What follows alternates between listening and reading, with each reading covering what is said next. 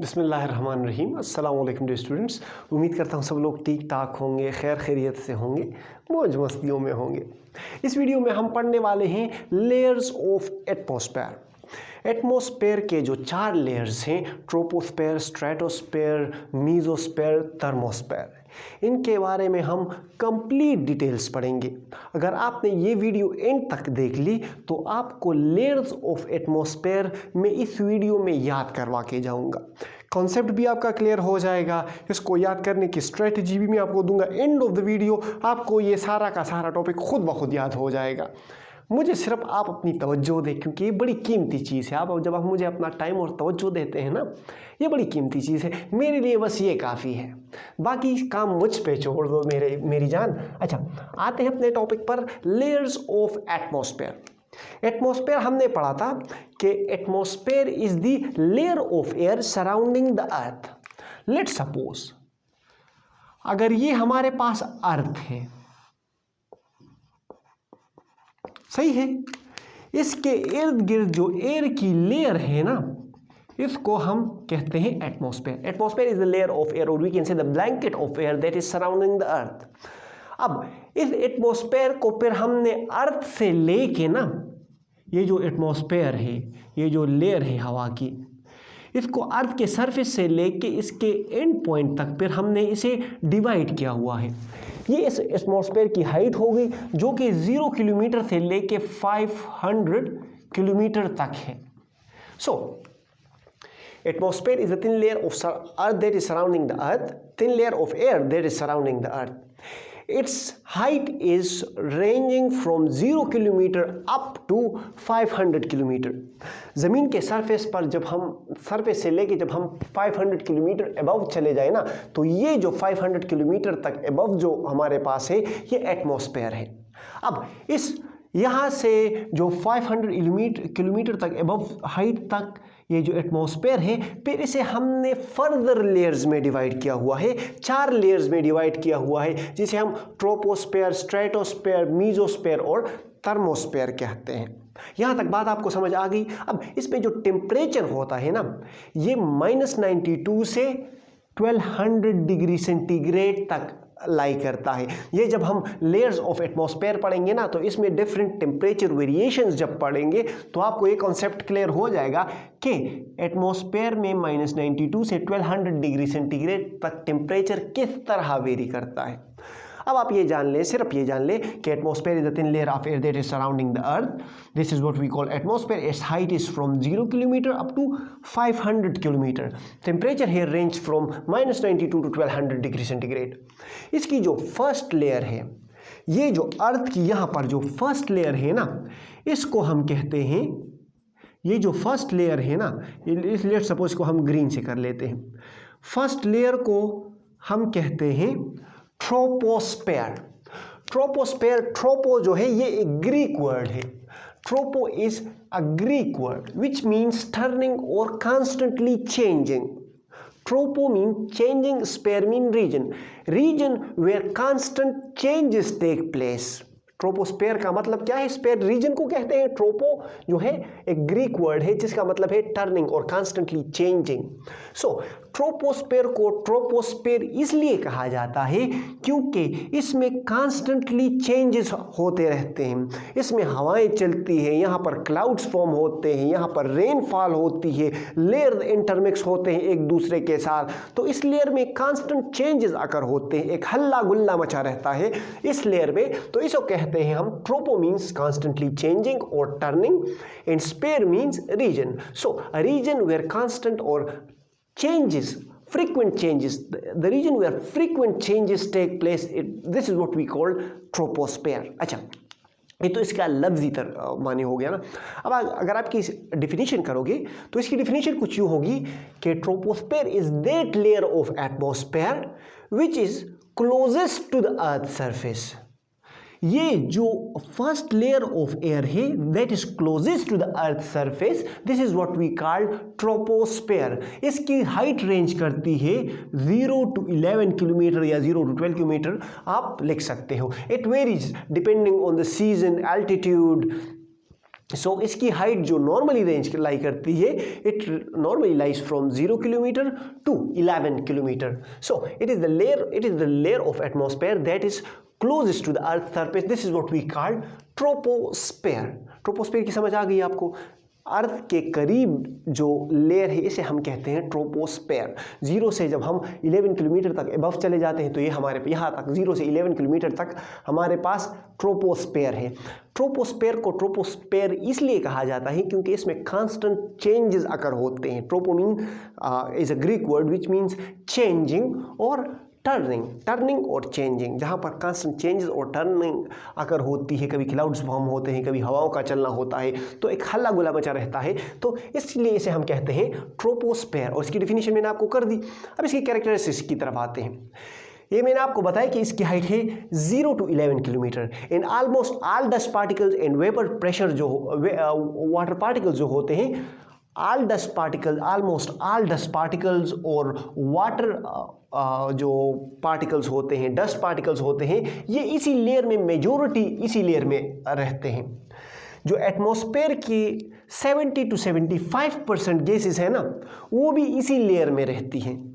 और इसमें normally nitrogen, oxygen, carbon dioxide, water जो हमारी ज़िंदगी के लिए अहम गैसेस हैं, वो इस यहाँ पर लाई करती हैं. ये जो ट्रोपोस्फेयर है इसमें हमारे पास एटमॉस्फेयर की 70 to 75% गैसेस लाई करती हैं. नाइट्रोजन हमारी नाइट्रोजन फिक्सिंग बैक्टीरिया के लिए अहम होता है. ऑक्सीजन हमारी बॉडी के लिए इनहेलिंग, जब हम सांस लेते हैं तो उसके लिए ऑक्सीजन अहम होता है. प्लांट्स के लिए कार्बन डाइऑक्साइड अहम होता है, वो इसे फोटोसिंथेसिस में इस्तेमाल करते हैं. वाटर वेपर्स इवोपोरेट होकर क्लाउड्स बना के बारिश की शक्ल में फिर ज़मीन पर आते हैं. तो इस लेयर पे वेदर का सारा फिनोमेना जो ज़्यादातर एटमॉस्फेयर होता है वो इसी लेयर में प्रेजेंट होता है, 70 to 75%. And these are the major gases that are present in this layer. अच्छा, अब इसका जो टेम्परेचर होता है, it ranges from 15 to -56 degree centigrade. जो टेम्परेचर होता है इस लेयर का वो 15 से -56 डिग्री सेंटीग्रेड तक जाता है. यहाँ पर अगर एवरेज हम बात करें, कहाँ पर, कहीं पर कोल्ड होगा, एंटार्क्टिका में कोल्ड होगा, सऊदी अरेबिया में गर्म होगा, तो एवरेज टेम्परेचर की बात कर रहे हैं हम. सही है? जो सतह ज़मीन है ना, यहाँ पर 15 किलोमीटर एवरेज टेम्परेचर होगा. जैसे ही हम ऊपर जाएंगे तो टेम्परेचर कोल्ड होता जाएगा. और जब हम 11 किलोमीटर तक चले जाएंगे तो 11 किलोमीटर पर हमारे पास टेम्परेचर जो होगा वो -56 डिग्री सेंटीग्रेड होगा. अब आप ये पूछ सकते हैं कि सर ये ज़मीन के करीब टेम्परेचर ज़्यादा क्यों होता है और जब हम ऊपर जाते हैं तो टेम्परेचर कम क्यों होता है? देखिए, ये ज़मीन है ना, ये अर्थ है. अर्थ इसके ऊपर जब सन रेडिएशंस फॉल करती हैं, लेट्स सपोज ये सन रेडिएशंस हैं, ये जब फॉल करेंगी तो इस ज़मीन के करीब जो ग्रेविटेशनल फोर्स है, ग्रेविटेशनल फोर्स की वजह से ज़्यादातर गैसेस जो होती हैं वो अर्थ के करीब रहती हैं, अर्थ सरफेस के करीब. जैसे ही हम ऊपर जाते हैं तो गैसेस के दरमियान डिस्टेंस कम होता जाता है. मतलब प्रेशर और डेंसिटी जो हमारे पास, मॉइस्चर डेंसिटी हाइट के साथ डिक्रीज होती जाती है. सो ये जो यहाँ पर गैसेस का ज़्यादा मिकदार में मौजूद हैं, सो ये जो अर्थ की रेडिएशन आती हैं, ज़मीन को हिट करती हैं और वापस जाती हैं ना, वापस जाने की जब कोशिश करती हैं तो ये जो पार्टिकल्स हैं ना अर्थ के करीब, ये इसे ट्रैप कर लेते हैं, इसे ऑब्जर्व कर लेते हैं और ये गर्म हो जाते हैं. अब अर्थ के करीब पार्टिकल्स गर्म हो गए, पार्टिकल्स एक दूसरे के करीब हैं, गर्म हो गए और एक दूसरे के करीब है तो टेम्परेचर हमारे पास क्या है? हाई है, 15 डिग्री सेंटीग्रेड है. अब जैसे ही हम ऊपर जाएंगे तो ये लेयर जो है, ये मॉलिक्यूल एक दूसरे से दूर चले जाएंगे. अब यहाँ पर जिस तरह हम स्टूडेंट्स की मिसाल ले लें, स्टूडेंट्स ज़्यादा मिकदार में अगर कमरे में मौजूद हो तो हीट बना रहता है, सही है, कमरा गर्म रहता है. जब वो स्टूडेंट्स एक दूसरे से दूर चले जाएं तो वो कमरे की उस जगह की गर्माइश उस तरह नहीं रहती. इसी तरह पार्टिकल्स की मिसाल है. पार्टिकल्स यहाँ पर अर्थ सरफेस के करीब रहते हैं तो टेम्परेचर ज़्यादा होता है, टेम्परेचर 15 डिग्री सेंटीग्रेड होता है. जैसे ही हम ऊपर जाने की कोशिश करते हैं तो पार्टिकल्स के दरमियान डिस्टेंस ज़्यादा होता जाता है, डेंसिटी डिक्रीज होती जाती है, मास पर यूनिट वॉल्यूम कम होता जाता है। लेट्स सपोज यहाँ पर 2 पार्टिकल्स प्रेजेंट है, अर्थ के करीब यहाँ पर 50 पार्टिकल प्रेजेंट होंगे, सही है। तो इस पार्टिकल के एक दूसरे से दूरी की वजह से यहाँ पर जो टेम्परेचर होता है मेनली, तो वो हाइट के साथ साथ कम होता जाता है because of decrease in the concentration of gases as we go above the surface of the earth. Okay, तो यहाँ तक तो आपको समझ आ गई कि 15 to -56 डिग्री सेंटीग्रेड किस तरह टेम्परेचर वेरी कर गया। ऑन एवरेज की अगर हम बात करें, एवरेज तो 1 किलोमीटर जब हम ऊपर जाएंगे तो हमारे पास 6.5 डिग्री सेंटीग्रेड डिक्रीज आएगा टेम्परेचर में। मतलब हम सतह ज़मीन पर हैं तो हमारे पास टेम्परेचर होगा 15 डिग्री सेंटीग्रेड। हम 1 किलोमीटर अबव द सरफेस चले गए तो 1 किलोमीटर अबव द सरफेस हमारे पास टेम्परेचर होगा 21.5। सो जो टेम्परेचर ऑन एवरेज इंक्रीज होता है वो होता है 6.5 डिग्री सेंटीग्रेड पर किलोमीटर। यहाँ तक आपको समझ आ गया होगा कि टेम्परेचर का जो फिनोमेना है, मैंने आपको काफ़ी डिटेल से समझाया। अर्थ के करीब ज़्यादा गैसेस प्रेजेंट होती हैं, हीट ज़्यादा ऑब्जर्व हुई होती है अर्थ के करीब, तो टेम्परेचर ज़्यादा होता है। जैसे ही हम ऊपर जाते हैं मॉलिक्यूल्स एक दूसरे से दूर चले जाते हैं, डेंसिटी गैसेस की डिक्रीज़ हो जाती है, जो पार्टिकल्स हैं वो उस तरह हीट ऑब्जर्व नहीं कर पाते, तो ऊपर जाते जाते हमारे पास टेम्परेचर कम होता जाता है। सो यहाँ पर मैंने आपको समझाया 15 to -56 क्यों है, और इसका जो टेम्परेचर है वो डिक्रीज होता है 6.5 डिग्री सेंटीग्रेड पर किलोमीटर। आई होप आपको ये बात भी समझ आ गई होगी। अच्छा, यहाँ पर मैं आपको एक लेप्स रेट का फिनोमेना समझा देता हूँ। लेप्स रेट हम उस चेंज को कहते हैं जबकि जो किसी कंस्टिट्यूएंट में आता है। यूजुअली हम टेम्परेचर की बात करते हैं।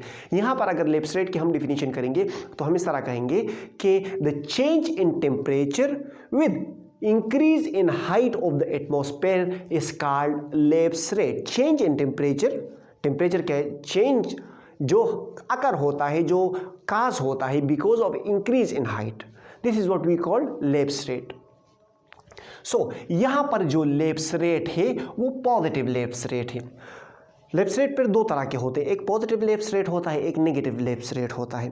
पॉजिटिव लेप्स रेट इसलिए होता है, यूजुअली मैंने आपको फिनोमेना समझा दिया, अर्थ के करीब गैसेस ज़्यादा हैं तो यहाँ पर टेम्परेचर ज़्यादा होगा, ऊपर जाएंगे तो टेम्परेचर कम होता जाएगा।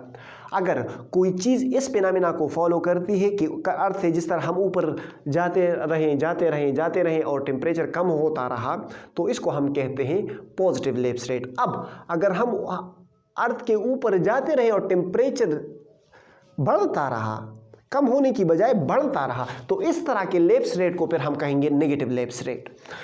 लेप्स रेट मैंने आपको बता दिया कि change in temperature because of increase in height of the atmosphere is this is what we call lapse rate. There we have 2 types of lapse rate, positive lapse rate and negative lapse rate. Positive lapse rate is the normal lapse rate in which the temperature decrease with increase in height of atmosphere. The negative lapse rate is abnormal. In negative lapse rate, temperature increase with increase in height. Temperature should decrease, temperature को कम होना चाहिए था height की वजह से, लेकिन temperature कम होने की बजाय ज़्यादा होता जाता है, तो इसलिए इसे हम कहते हैं नेगेटिव लेप्स रेट। सही है। अच्छा, आपको लेप्स रेट का फिनोमेना भी समझ आ गया। यहाँ पर जो लेप्स रेट होता है वो पॉजिटिव लेप्स रेट होता है। अर्थ के से ऊपर जब हम जाएंगे तो टेम्परेचर डिक्रीज होता जा रहा है, समझ रहे हो। -56 जो है ये 15 से बहुत ज़्यादा कम है, सही है। -56 और 15 और 10 और 5 और 0 -5 -10 इसी तरह, सही है। सो आई होप इस यहाँ तक 10 तक आ गए हो, यहाँ तक ये तो आपको पता होगा, सही है। अच्छा, जोन्स, ये जो लेयर है ना, it is zones for various phenomenas.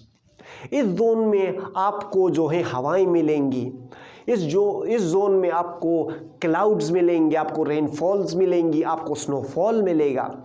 इस रेंज में आपको विंड्स मिलेंगी। ये जो टेम्परेचर होता, ये जो एयर होती है ना, ये अर्थ के करीब गर्म होती है, अर्थ के ऊपर जो होती है वो ठंडी होती है, सही है। हमारे पास ये जो विंड फिनोमेना होता है इस तरह होता है कि जो गर्म हवाएं जो अर्थ सरफेस के करीब हैं वो ऊपर चली जाती हैं और इसकी जगह वो ठंडी हवा नीचे आ जाती है। सो गर्म हवा ऊपर, ठंडी हवा नीचे, गर्म हवा। इसी तरह ये जो फिनोमेना हो रहा है ना, यही वजह है कि हमारे पास ये हवाएं चलती रहती हैं। समझ रहे हो? अगर ये मैं तेज़ करूं तो आंधी आ जाएगी, और अगर और तेज़ करूं तो आप उड़ जाओगे। लेकिन आपको उड़ाना नहीं है, सिर्फ ध्यान दो हमें। बूस भैया नहीं नहीं नहीं नहीं, गाली नहीं देनी। नहीं, गाली मैं क्यों दूंगा, टीचर हूँ आपका। अच्छा, समझ रहे हो? यहाँ पर जो वेदर फिनोमेना है, विंड्स हैं, क्लाउड्स हैं, रेनफॉल्स हैं, स्नोफॉल है, ब्ला ब्ला ब्ला, ये सब यहाँ पर होती हैं। समझ रहे हो? अच्छा, जो प्रेशर, मॉइस्चर कंटेंट और डेंसिटी है वो डिक्रीज होती है एल्टीट्यूड के साथ। समझाता हूँ किस तरह। मैंने आपको बताया कि अर्थ के करीब ज़्यादा पार्टिकल्स प्रेजेंट होते हैं, सही है? तो यहाँ पर जो प्रेशर होता है पार्टिकल्स का, ज़्यादा पार्टिकल्स होंगे ज़्यादा प्रेशर लगाएंगे, सही है? अब जो मॉइस्चर कंटेंट है वो भी अर्थ के करीब ज़्यादा होता है। Density is the mass per unit volume, मतलब इस वॉल्यूम में कितना मास प्रेजेंट है और इस वॉल्यूम में कितना मास प्रेजेंट है। This is what we call density. So earth के करीब जो मॉइस्चर कंटेंट होता है, जो हवाएं होती है, जो गैसेस होते हैं, वो ज़्यादा होते हैं। तो इस वजह से हमारे पास प्रेशर जो होता है, हवा का प्रेशर, एटमॉस्फेयर का प्रेशर ज़्यादा होता है। जैसे ही हम ऊपर जाएंगे पार्टिकल्स के दरमियान डिस्टेंस बढ़ता जाएगा, बढ़ता जाएगा, बढ़ता जाएगा। तो जब पार्टिकल के दरमियान डिस्टेंस बढ़ेगा तो प्रेशर, जाहिर सी बात है, हवा कम होगी तो हवा का प्रेशर भी कम होगा। सब सही बात है ना? तो जो हमारे पास, जब हम हाइट पर जाते हैं तो हमारे पास प्रेशर, मॉइस्चर कंटेंट, जो H2O होता है, जो वाटर के पार्टिकल्स होते हैं, तो वो अर्थ के करीब ज़्यादा रहते हैं। जिस तरह हम ऊपर जाते हैं तो वो मॉइस्चर कंटेंट कम होता जाता है, सही है? इसी तरह डेंसिटी, तो मैंने कहा ना आपको, मास पर यूनिट वॉल्यूम, इस वॉल्यूम में ज़्यादा पार्टिकल्स प्रेजेंट होंगे बतौर जो ये वॉल्यूम जो हमने हाइट पर लिया हुआ है, क्योंकि यहाँ पर एयर कंटेंट कम है, यहाँ पर गैसेस कम है, यहाँ पर मॉइस्चर कंटेंट कम है। यही वजह है कि यहाँ पर हम कहते हैं कि प्रेशर, मॉइस्चर कंटेंट और डेंसिटी हमारे पास हाइट के साथ डिक्रीज होती जाती है। आई होप आपको समझ आ गया होगा ट्रोपोस्फेयर का। सुनो, रिवाइज करके देता हूँ, सुनो।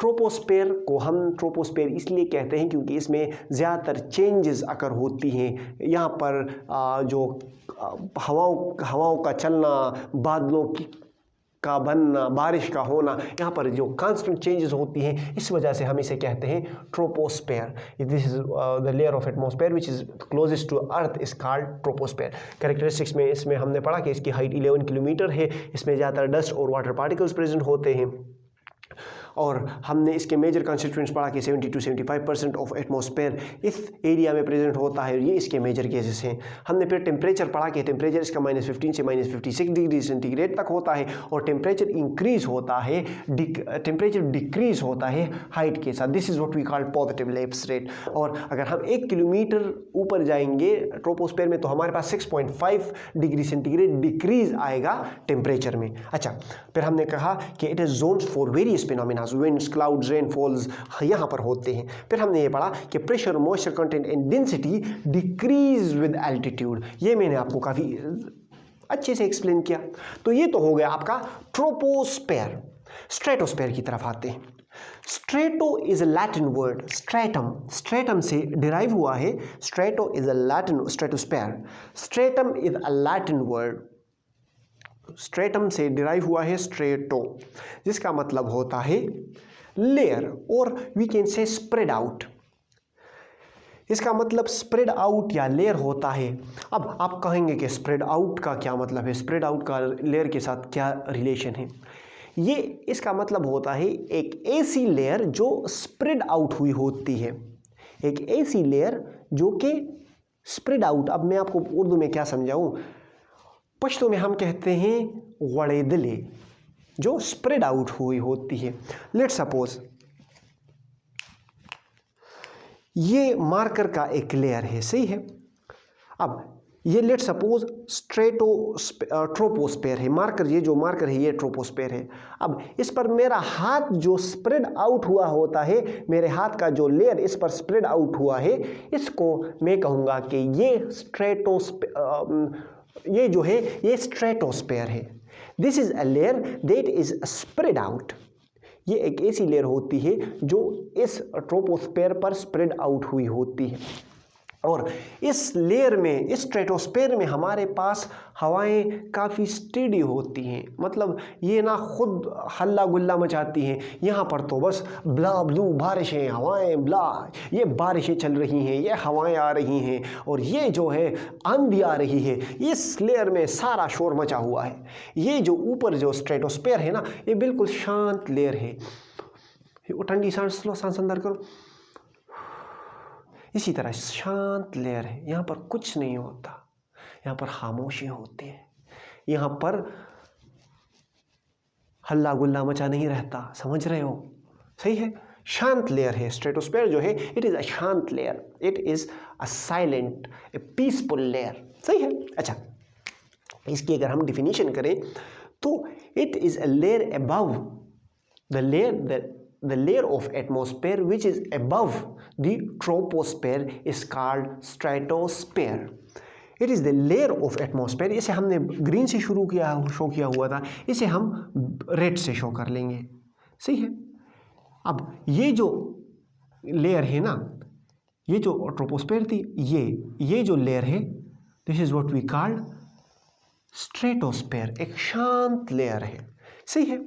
अब इसमें जो होती, इसकी जो हाइट होती है ये 11 किलोमीटर से, ये तो 0 से 11 किलोमीटर ट्रोपोस्फेयर हो गए। अब 11 से जो 50 किलोमीटर तक है ये हमारे पास है स्ट्रेटोस्फेयर।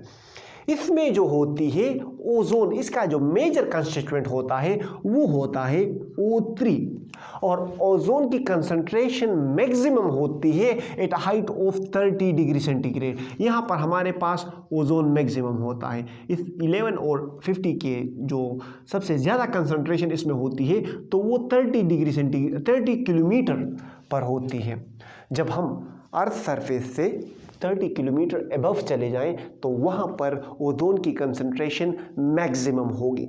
सो इसकी हाइट जो होती है वो 11 से 50 किलोमीटर होती है। इसका जो मेन कंस्टिट्यूएंट होता है वो ओजोन होता है। ओजोन की मैक्सिमम कंसंट्रेशन 30 डिग्री सेंटीग्रेड पर होती है और ओजोन का जो मेन फंक्शन है वो ये है कि ओजोन प्रोटेक्ट अस। ओजोन हमें harmful ultraviolet radiation, cosmic radiation, sun के हार्मफुल रेडिएशन से हमें बचाता है। किस तरह, आ जाओ समझाता हूँ।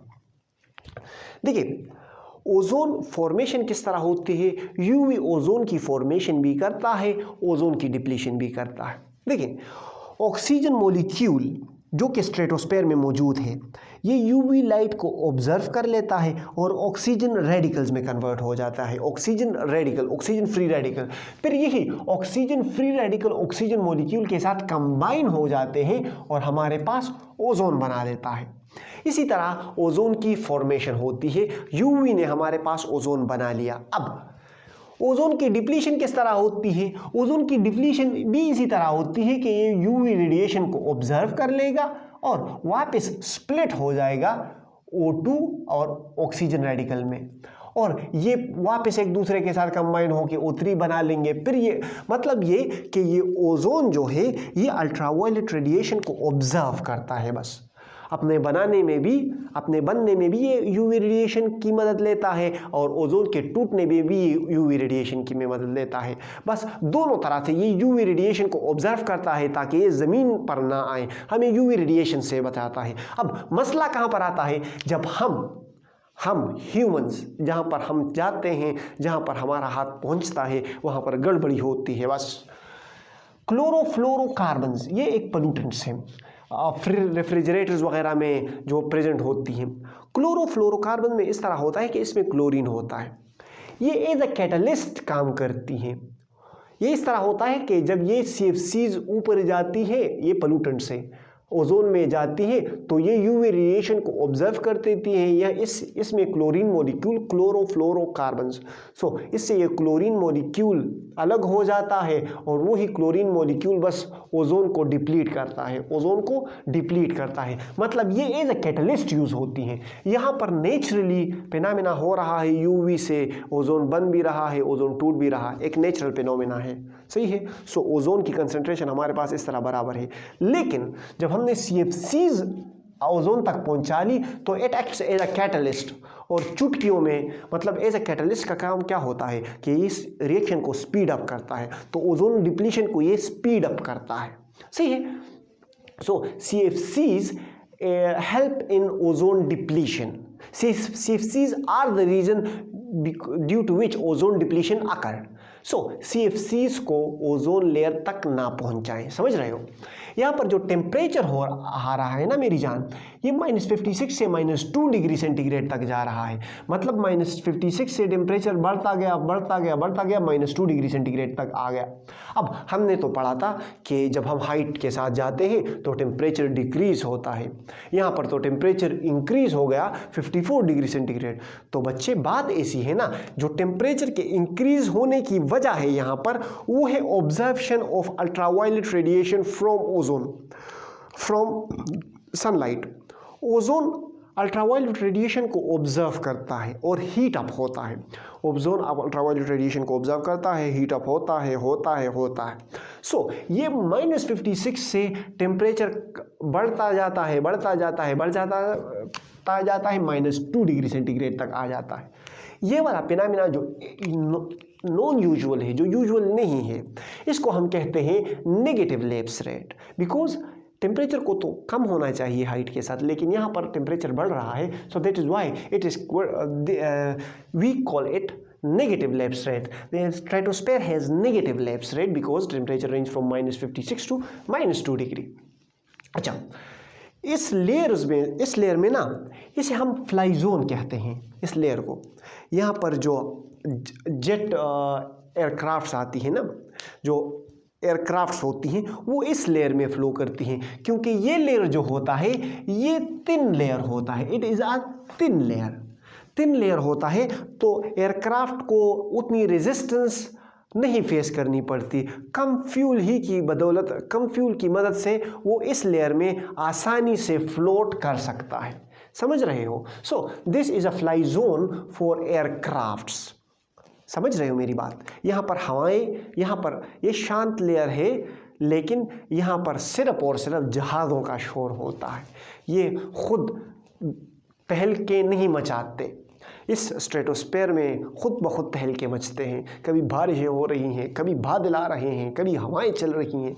यहाँ पर ये चीज़ बहुत शांति चीज़ है, लेकिन ह्यूमन इसमें एयरक्राफ्ट्स घुसा देते हैं और चलाते हैं।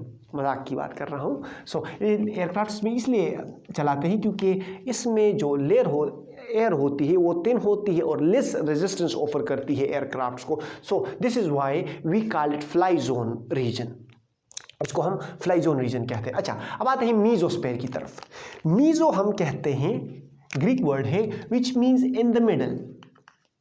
मीजोस्फेयर जो होता है, इसे हम ब्लैक से ड्रा कर लेते हैं, ब्लैक से। ये हमारे पास हो गया मीजोस्फेयर।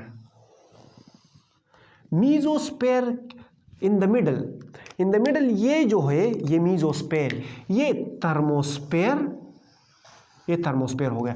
थर्मोस्फेयर और स्ट्रेटोस्फेयर के दरमियान में मौजूद है, इसलिए हम इसे कहते हैं मीजोस्फेयर।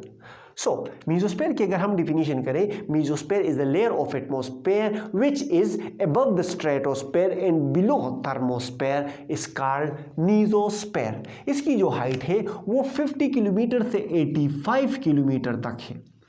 यहाँ पर जो मेन गैसेस होते हैं वही atmospheric gases, nitrogen, oxygen present होते हैं, लेकिन साथ ही साथ इसमें ओजोन भी थोड़ा सा प्रेजेंट होता है और NO+ फॉर्म में भी गैसेस प्रेजेंट होते हैं। नाइट्रोजन और ऑक्सीजन जो है वो कंबाइन भी हो जाते हैं एक दूसरे के साथ। यहाँ पर जो टेम्परेचर है, it ranges from -2 to -92 degree centigrade. यहाँ पर लैप्स रेट पॉजिटिव है। टेम्परेचर हाइट के साथ क्या हो रहा है? टेम्परेचर कम हो रहा है, -2 से -92 डिग्री सेंटीग्रेड तक है।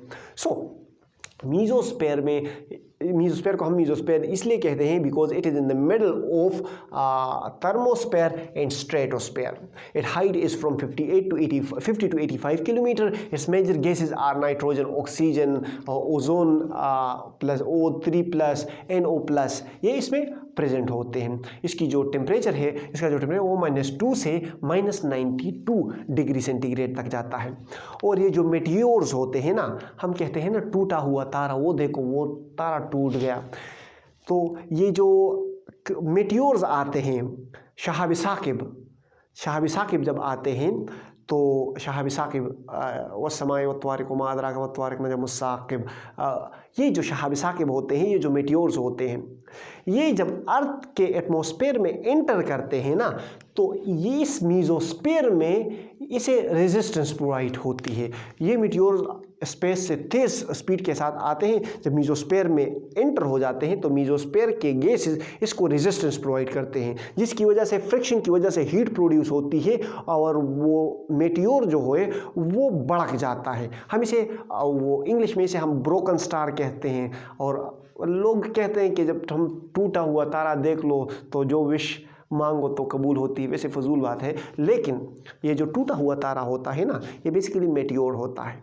और जब ये अर्थ के एटमॉस्फेयर में, मीजोस्फीयर में एंटर होता है तो ये ग्लो कर जाता है बिकॉज ऑफ हीट की वजह से ये भड़क जाता है, जिसकी वजह से ये लाइट प्रोड्यूस होती है.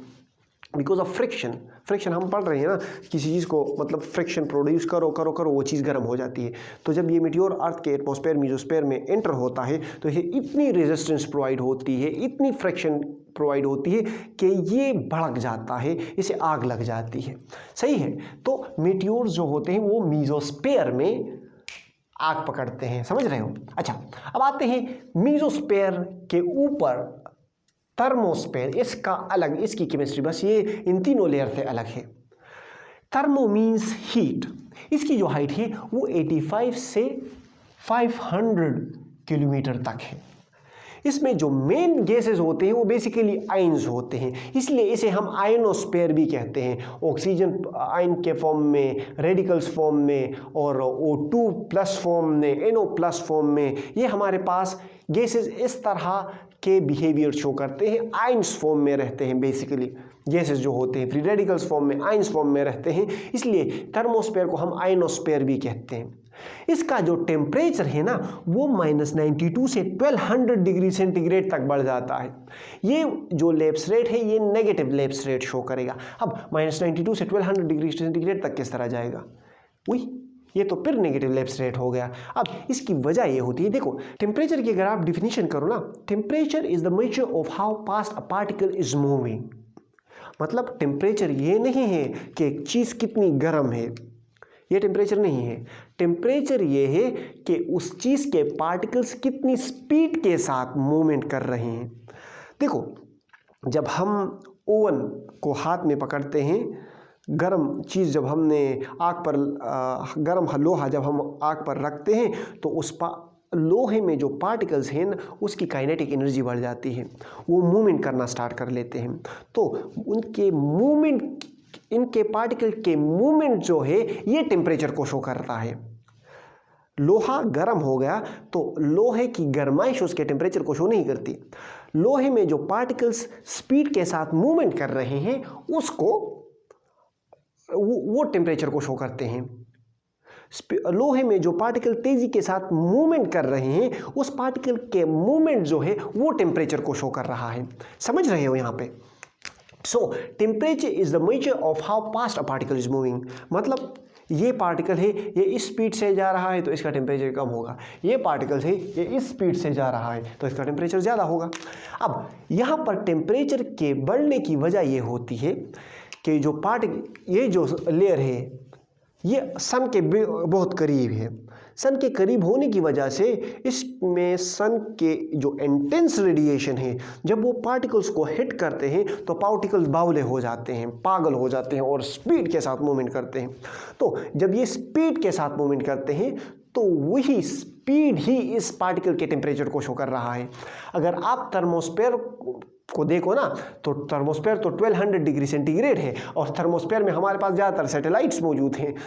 फिर तो हमारे पास सैटेलाइट्स ही मेल्ट हो जाते, एस्ट्रोनॉट स्पेस में मेल्ट हो जाते हैं हमारे पास। इस तरह नहीं होता। मतलब आप इस 1200 डिग्री सेंटीग्रेड में आप पिघलोगे नहीं, सही है, लोहा नहीं पिघलेगा, ना आप पिघलोगे, आप भी नॉर्मल महसूस करोगे। वजह ये होती है कि इसमें जो पार्टिकल्स होते हैं वो एक दूसरे से बहुत दूर होते हैं। पार्टिकल्स तो तेज मूवमेंट कर रहे हैं, लेकिन पार्टिकल्स बहुत कम मौजूद हैं यहाँ पर। थर्मोस्फेयर में पार्टिकल्स बहुत ज़्यादा कम हैं, तो इतने पार्टिकल्स मौजूद नहीं हैं कि वो पार्टिकल्स आपकी बॉडी को वो हीट ट्रांसफ़र करे जिससे आपकी बॉडी हीट महसूस करे या आपकी बॉडी मेल्ट हो। उतने पार्टिकल्स इस लेयर में मौजूद नहीं हैं कि वो हीट ट्रांसफ़र करे जो सैटेलाइट्स हमने स्पेस में भेजे हुए हैं और वो मेल्ट हो जाए। मतलब ये स्पेस है ना, ये स्पेस स्टेशन, ये सैटेलाइट है हमारे पास। तो अगर ये सैटेलाइट हमारे पास यहाँ पर होता तो इस सैटेलाइट के इर्द गिर्द जो है, मैं आपको ब्लैक से ड्रा कर लेता हूँ, इस सैटेलाइट के इर्द गिर्द ये पार्टिकल्स हैं जो इस सैटेलाइट्स को अर्थ के करीब काफ़ी घेरे हुए हैं। अब यहाँ पर जो सैटेलाइट प्रेजेंट है, यहाँ पर एक पार्टिकल यहाँ पे प्रेजेंट होगा, दूसरा यहाँ पे प्रेजेंट होगा, तीसरा यहाँ पे, इस तरह। तो ये जो पार्टिकल्स हैं, अब यहाँ पर अगर 1200 डिग्री सेंटीग्रेड इन पार्टिकल का हुआ तो ये सैटेलाइट सेकंड में मेल्ट हो जाएगा। लेकिन यहाँ पर ये जो पार्टिकल है इसका टेम्परेचर तो 12 डिग्री सेंटीग्रेड है, लेकिन पार्टिकल्स की तादाद इतनी नहीं है कि इस स्टेशन को, इस जो सैटेलाइट है, इसको नुकसान पहुंचा सके। समझ रहे हो मेरी बात? तो the temperature is the measure of how fast a particle is moving. मतलब जो मीजोस्फेयर है इसमें पार्टिकल इस तरह मूवमेंट कर रहे हैं, जो थर्मोस्फेयर है इसमें पार्टिकल इस तरह मूवमेंट कर रहे हैं। समझ रहे हो? सो यहाँ पर जो टेम्परेचर होता है वो -92 से 1200 डिग्री सेंटीग्रेड तक होता है। लेकिन डरो नहीं, आपका स्पेस स्टेशन भी सलामत रहेगा और यहाँ पर जो एस्ट्रोनॉट होते हैं वो भी सलामत रहेंगे।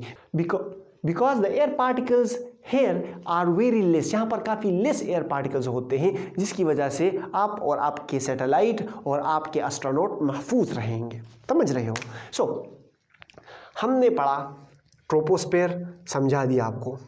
फिर पढ़ा स्ट्रेटोस्फेयर, हमने पढ़ा कि यह है ट्रोपोस्फेयर 0 से 11 किलोमीटर, यहाँ पर ज़्यादातर वेदर फिनोमेना होते हैं। फिर हमने पढ़ा कि 11 से 50 किलोमीटर हमारे पास स्ट्रेटोस्फेयर है और इसमें हमारे पास ओजोन लेयर प्रेजेंट होता है जो कि हमारी बॉडी को प्रोटेक्ट करता है। फिर हमने कहा कि 50 to 85 किलोमीटर हमारे पास मीजोस्फेयर है, यहाँ पर ये इसके मेजर गैसेस हैं और टेम्परेचर यहाँ पर -2 से -92 डिग्री सेंटीग्रेड तक चला जाता है। थर्मोस्फेयर में हमने पढ़ा कि 85 से 500 किलोमीटर तक है, इसमें ज़्यादातर आइंस प्रेजेंट होता है और इसकी टेम्परेचर जो होता है -92 से 1200 डिग्री सेंटीग्रेड तक वेरी कर जाता है। लेकिन मैंने आपको डिटेल से एक्सप्लेन किया कि why satellites do not melt in thermosphere, क्योंकि फिर बता देता हूँ आपको, इनमें पार्टिकल्स की तादाद, जो पार्टिकल्स की डेंसिटी होती है वो काफ़ी लेस होती है, it is very much less.